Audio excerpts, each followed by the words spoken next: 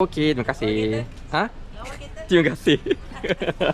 Alright. Ini kosmetik. Alright. Itu saja. Okey, terima kasih. Okey, barang pun dah ambil. Barang kosmetik kat belakang. Jarak perjalanan adalah 40 minit.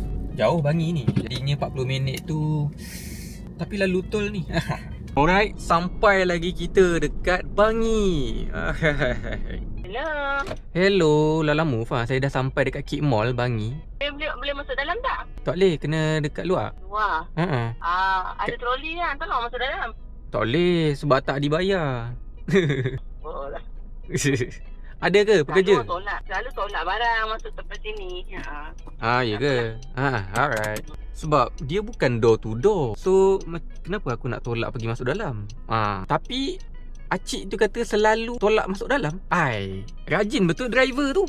Kau buat kerja amal Janganlah buat macam tu. Tengok. Sekarang ni customer pun dah fikir, driver sebelum ni boleh tolong masuk dalam. Ini sebab korang. Sebab korang tolong. Sekarang ni kita tunggu dia sampai. Kedai kosmetik ke?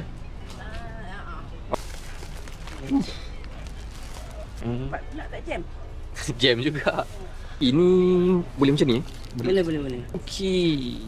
Masih banyak. Okey, betul Betul ke? Nak ambil gambar? Ambil gambar. Okey, terima kasih. Terima kasih. Alright, untuk job tadi kita dapat RM20.08.